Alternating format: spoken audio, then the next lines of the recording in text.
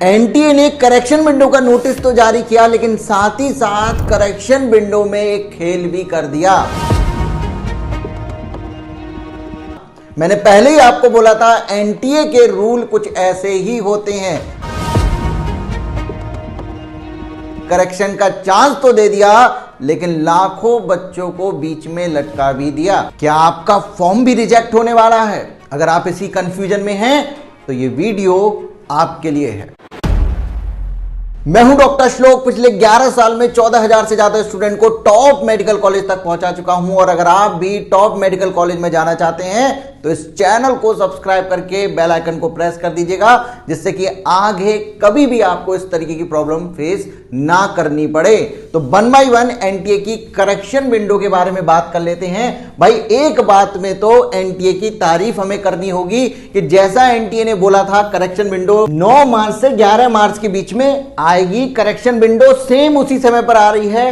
अब भले ही इसमें आपकी प्रॉब्लम का सलूशन हो या ना हो, तो एनटीए की इस बात में तो तारीफ आपको करनी पड़ेगी। बहुत टाइम पर उन्होंने सारी चीजें की हैं।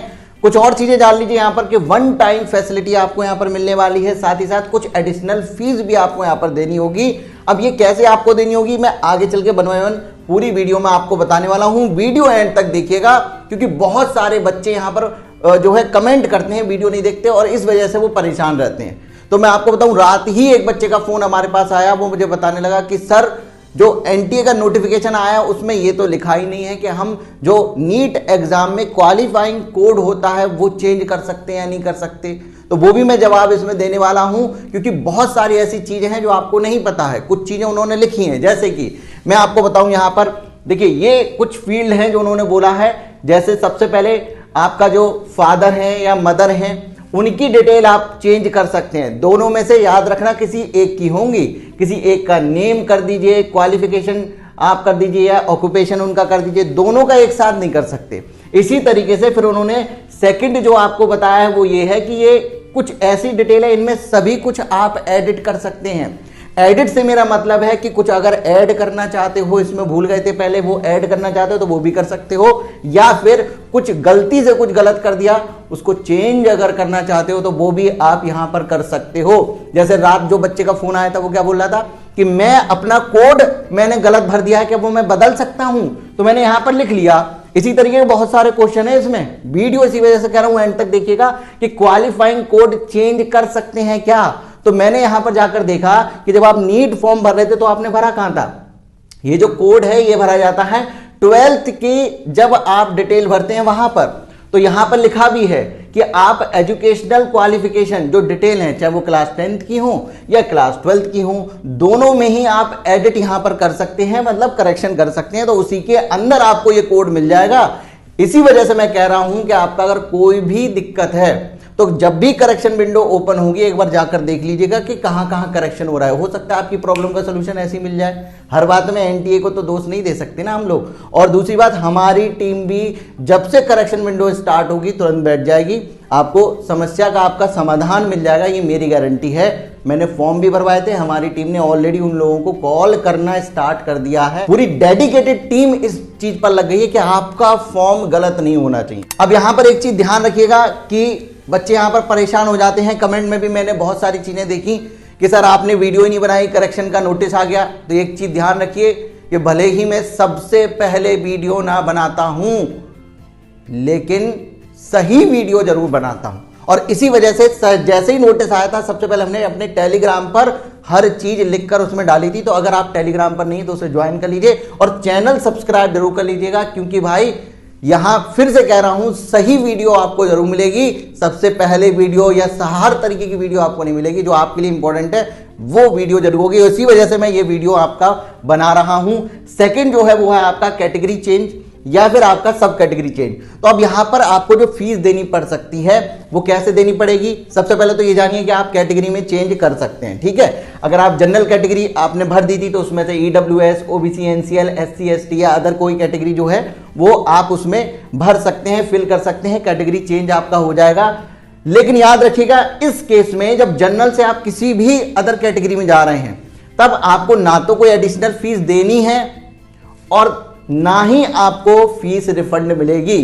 कैसे? जनरल के लिए ज्यादा पैसा दिया होगा, अब ईडब्ल्यूएस का और ओबीसी का पैसा कम है, एससी एसटी का तो और कम है फीस, ठीक है। तो ऐसा नहीं है कि एनटीए आपको रिफंड कर दे, तो इस समय तो एनटीए रिफंड नहीं करने वाला। लेकिन अगर आप पहले ओबीसी एनसीएल में थे, ईडब्ल्यूएस एससी एसटी ओबीसी है जो भी आपने भर दिया था यहां पर, उससे अगर आप जनरल में जा रहे हैं तो जो आपकी ज्यादा फीस यहां पर लगेगी वो आपको जरूर देनी होगी, ये चीज ध्यान रखिएगा। तो इसका इंतजाम करने के बाद ही करेक्शन में बैठिएगा। सब कैटेगरी आपकी वही पीडब्ल्यूडी वाली आप भर सकते हैं। अब जो सबसे ज्यादा क्वेश्चन मुझसे यहां पर पूछा गया वो ये है, नंबर ऑफ अटेम्प्ट चेंज करना जरूरी है क्या? अरे भाई कैसी बात कर रहे हो, पागल हो गए हो क्या? भाई एनटीए ने एक तो करेक्शन का मौका दिया है आपको, और उसमें भी वो नंबर ऑफ अटेम्प्ट अगर चेंज करा रहे हैं तो ध्यान दीजिए, मैं बार बार ये कहता हूं कि आप रिस्क क्यों लेना चाहते हो ये बताओ।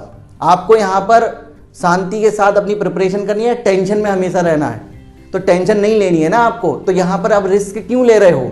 अगर एनटीए आपसे इस फील्ड में गलत इंफॉर्मेशन चाहता तो वो करेक्शन को अलाउ ही क्यों करते?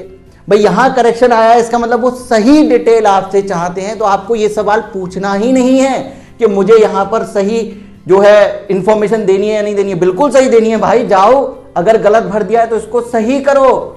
जहां भी करेक्शन आया है और आपका उसमें कुछ गड़बड़ हुई है तो आपको बिल्कुल भी यहां पर ये नहीं सोचना कि मुझे करना चाहिए या नहीं करना चाहिए, तुरंत जाके करेक्शन करिए, क्योंकि फॉर्म में क्यों रिस्क लेना चाहते हो? टेंशन बनी रहेगी, खामखा फॉर्म रिजेक्ट हो ना हो, लेकिन जो रिजल्ट है उस पर जरूर असर पड़ेगा, ध्यान रखना। अब इसके बाद नेक्स्ट चीज आती है, यहां पर देखो बहुत सारे बच्चों का ये भी सवाल है कि एड्रेस प्रूफ में चेंज कर सकते हैं क्या? एड्रेस चेंज कर सकते हैं क्या? प्रेजेंट परमानेंट एड्रेस चेंज कर सकते हैं या चेंज हो जाएगा क्या? ये सब एक ही तरीके के सवाल हैं जो बार बार मुझसे पूछे गए हैं। तो मैं आपको बताऊं, नोटिस देख लो आप, इसमें तो अभी एड्रेस चेंज की बात इन्होंने नहीं की है, लेकिन मैं फिर भी कहूंगा एड्रेस में कोई गड़बड़ है तो करेक्शन जब स्टार्ट हो तो आप जाकर देखिएगा, ठीक है? हो रहा होगा तो कर दीजिएगा, बिल्कुल करिएगा। लेकिन अभी जो एनटीए ने बोला है वो ये बोला है कि एड्रेस में तो चेंज नहीं कर सकते, लेकिन इस एड्रेस के बेसिस पर आप अपनी एग्जामिनेशन सिटी का जो सिलेक्शन है वो जरूर चेंज कर सकते हो। साथ ही साथ आप यहां पर मीडियम ऑफ एग्जामिनेशन जो आपका है, जैसे क्वेश्चन पेपर का जो मीडियम है, लैंग्वेज उसकी, वो भी आप यहां पर चेंज कर सकते हो। अब यहां पर बहुत सारे बच्चों का सवाल था, सर एड्रेस से मीडियम का क्या लेना देना है? तो एड्रेस से मीडियम का ये लेना देना है कि अगर आपको हिंदी में पेपर चाहिए तो वो तमिलनाडु में नहीं मिलेगा। आपने तमिलनाडु का मान लो डाल दिया कि भैया अभी मैं यहाँ पर प्रेजेंट एड्रेस मेरा ये है, और पेपर आप मांग रहे हो हिंदी में, तो ये चीज भी आपको ध्यान रखनी है कि हिंदी का पेपर किन किन स्टेट में आता है। तो इस वजह से इन चीजों में अगर आपका कोई प्रॉब्लम है, कोई दिक्कत है, तो ये आपका जरूर सही हो जाएगा, इस चीज को ध्यान रखिएगा। फिर से कह रहा हूं, एड्रेस में अगर आपका कोई दिक्कत हो गई है तो अभी नहीं है, लेकिन ऐसा नहीं है कि आप जाकर चेक ही ना करें, ठीक है? चेक जरूर करिएगा। तो मैंने आपका ये बता दिया एग्जामिनेशन सिटी और ये सारी चीजें। अब यहां पर बात आती है कि क्या क्या चेंज नहीं हो सकता, ये भी प्रॉब्लम है। तो वो ये है कि कैंडिडेट का नेम चेंज नहीं कर सकते, फोटो और फिंगर एंड थंब इंप्रेशन, इसमें बहुत ज्यादा प्रॉब्लम आ रही है बच्चों को, तो ये भी चेंज नहीं कर सकते, और ये रियलिटी है। अभी तो एनटी ने इसमें कोई करेक्शन अलाउ नहीं किया है, और मैं समझता हूं कि आपको बहुत ज्यादा प्रॉब्लम हो रही है। कल भी मैं आपको बताऊं, एक पेरेंट्स है, उनका फोन हमें पंजाब से आया और वो इतना ज्यादा परेशान थे, सीधा रात का समय होता, टीम जा चुकी थी, तो मैंने ही फोन उठाया, मैंने ही सीधा बात की, और मेरी जैसी बात हुई वो सीधा वहां से बोले कि सर मैं तो बर्बाद हो जाऊंगा। मैंने कहा ऐसा क्या हो गया? कि सर मैं अभी हॉस्पिटल में हूं, मुझे लगा उनकी तबीयत खराब है तो शायद मैं कुछ उनकी मदद कर पाऊं, लेकिन वो बोल रहे थे कि हमारे बच्चे का नीट फॉर्म गलत हो गया, और बार बार वो खुद को दोषी ठहरा रहे थे, कह रहे थे मेरी गलती है, मैं अपने बच्चे के साथ साइबर कैफे पे नहीं गया, और उस वजह से आज मुझे लग रहा है मेरा बच्चा एग्जाम में नहीं बैठ पाएगा। तो दिक्कत तो देखो लोगों को हो रही है, मैंने उन्हें समझाया, बताइए दिक्कत क्या हो रही है, तो मेरी बहुत देर बात हुई, उनको मैंने समझाया, और जब वो अपनी बात बोल रहे थे ना तो उनका गला एकदम भर आया था। भले ही वो मुझे आवाज़ उनकी सुनाई नहीं दी, लेकिन समझ में आ जाता है ना कि ये इंसान रो रहा है, और वो यही बोल रहे थे कि मैंने सब कुछ बेचकर अपने बच्चे का लगा दिया है, यही उसमें कि बच्चे ने बस 1 साल मांगी, और अगर इस बार उसका सिलेक्शन नहीं हुआ तो सब कुछ खत्म हो जाएगा। तो मैंने उन्हें समझाया, सारी चीज़ें की। तो मैं आपको बताऊं, ऐसे बहुत सारे बच्चे हैं जो फोटो और फिंगर को लेकर, अपने थंब इंप्रेशन को लेकर बहुत ज़्यादा टेंशन में हैं। भले ही फॉर्म रिजेक्ट ना हो, लेकिन पढ़ाई वो बिल्कुल नहीं कर पा रहे। और इस वजह से मैं इस पर एक डिटेल में नेक्स्ट वीडियो बनाऊंगा ताकि आपकी मैं टेंशन कम कर सकूं। पहले भी मैं इस पर बात कर चुका हूं, लेकिन देखो प्रॉब्लम तो मुझे भी होती है कि जब आप लोग परेशान होते हो, तो इस वजह से मैं इस पर एक डिटेल में वीडियो बनाऊंगा। जो भी मैं कर सकता हूं इसमें मैं करूंगा। हमारी टीम लगी हुई है, हमने लगातार मेल भी किए हैं और फ़ोन भी करने की कोशिश की है।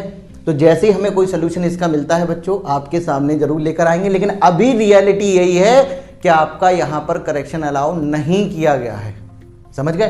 तो अब इसके बाद आपका मोबाइल नंबर चेंज नहीं हो सकता, ईमेल आईडी चेंज नहीं हो सकती। बहुत सारे बच्चों का आधार को लेकर है भाई, क्या आधार में हम जो है अपना करेक्शन करवा सकते हैं, आधार अपडेट होकर आ गया उसको कर सकते हैं? नहीं भैया, इस तरीके की चीज़ें अभी नहीं गई हैं। हाँ, एक बार मैं फिर से कह रहा हूं, जब करेक्शन आए तो जाकर जरूर देखिएगा, क्या पता उस समय पर अलाउ कर दिया जाए आपको, ठीक है। अभी तो नहीं है, क्योंकि 9 मार्च से लेकर 13 मार्च के बीच में कुछ भी हो सकता है। तो आप लगातार चेक करते रहिएगा, जिससे कि आपकी टेंशन कम हो। और जो भी गलती हुई है, वापस से कहूँगा, इस मेल पर आप एनटीए को एक बार मेल कर दीजिए अपनी गलती लिखकर। अगर आपको नहीं पता है कैसे हम मेल करें, तो टेलीग्राम ज्वाइन कर लो, उस पर मैं फॉर्मेट डलवा दूंगा, हमारी टीम फॉर्मेट डाल देगी।